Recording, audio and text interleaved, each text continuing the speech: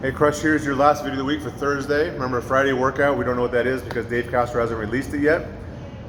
Quick bit of CrossFit history. Hot dogs and cupcakes. What that is, that comes from CrossFit. Years ago, maybe some of you know who Matt Chan is. Matt Chan lives here in Denver, was a firefighter over off that station off of like I-70 by the Purina plant. I-70 and what is that?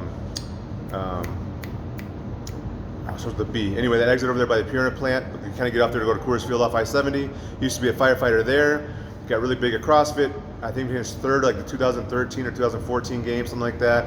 If you go to Rogue, he has a bar named after. Anyway, he was a big name CrossFitter. Now he's my age. He's like 40 something, or maybe 39, 40. He's now a fireman again.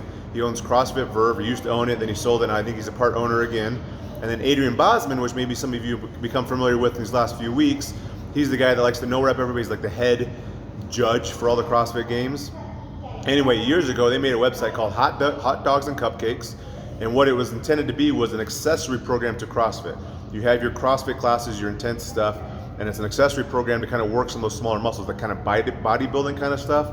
The bodybuilding stuff does have some benefits because it isolates muscle groups that may not get as much use in a CrossFit environment. It helps balance out your body, helps build an overall strength. It is good for your joints if you do it properly in a lot of those ways.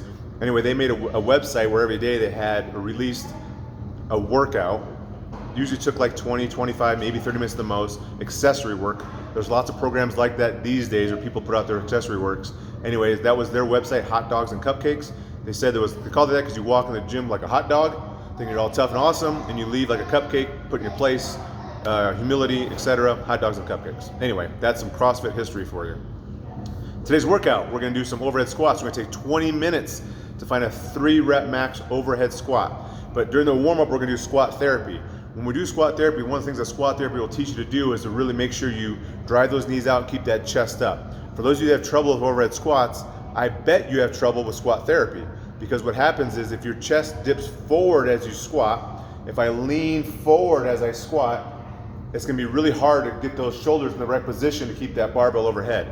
If you're lifting weight, that barbell needs to stay right in the center of your gravity, center of your mass. The more the barbell gets this way or this way, back behind you, the harder it is to lift. The more it stays straight above you, straight on you, the easier it is to lift. If you do a back squat and you bend over a little bit, you can drop that bar a little bit lower on your back and still keep that basically over the center of your feet, which is where the weight needs to stay. Front squats gets a little harder. Overhead squats, if you dip forward a little bit, the bar wants to dip forward with you as you squat. That's to make it really hard to lift, because now the bar is way out and the weight's way out in front of your center of mass. The more you keep that over your feet, the easier it is. And to do that, it's not a shoulder issue. If you're having trouble with your overhead squats, I guarantee probably 95 or 98, 99% of the people in here that say they have shoulder issues when they overhead squat, it's not your shoulders, it's either your hips or your ankles. It's way down there, because the more you can keep that chest upright as you squat, you don't need your shoulders reaching way back like this when you overhead squat. If you keep your chest up, your shoulders are stacked overhead where they should be. They shouldn't be wrenching way behind you when you do anything. Your shoulders aren't meant to do that. Your shoulders are meant to stabilize overhead. And if you keep your chest upright, the overhead squats will be easier. Enter squat therapy.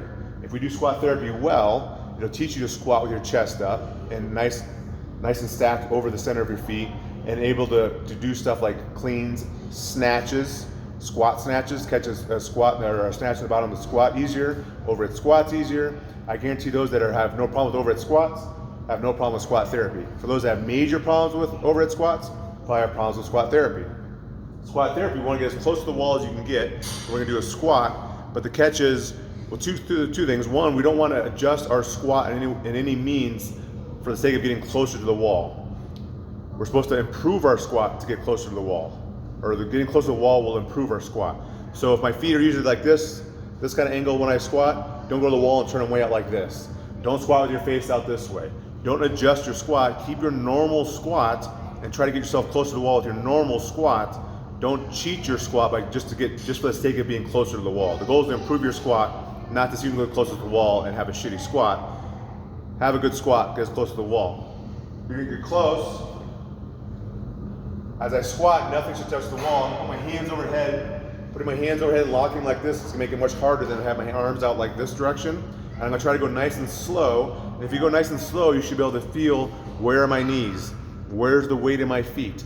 Am I on my toes? Am I evenly distributed across my feet? Are my knees coming in? Do I need to drive my knees out? What's everything feel like? If you kind of have a conscious awareness of what your body's doing, you'll be able to control your body. If you just crash and only think about what's going on with your knees, what's going on with your toes, what's going on with your back, you're not paying attention, you're not putting the focus on that body part to help that body part improve or engage that body part as it needs to be engaged. So I'm gonna get nice and close, reach up overhead, go down nice and slow, super slow. My hands do not touch the wall. Nice and slow. Hit bottom and stand up. The goal is to get nice and close. So I bring that up because in today's warm up, in preparation for those overhead squats, we're gonna do one set. We're gonna do 3 rounds. 10 air squats the first 2. The last one we're gonna do 5 slow squat therapy with the intent of trying to improve that squat. So we're ready for that 3 rep max overhead squat. Once you're with the 3 rep max overhead squat, come out to the floor with a really light barbell.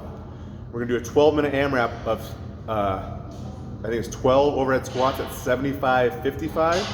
Please don't drop the barbell. That barbell is so light, there's no reason to bail it from over here. You can bring it, you can put it down, you can save the 10s and 15s. 12 overhead squats, 6 burpees over the bar. 12 minutes of that could be pretty miserable. And it may be a good way to end the week before we find out what we're doing on Friday. Gotta be pull-ups. Has to be pull-ups in there for sure. That's your Thursday workout.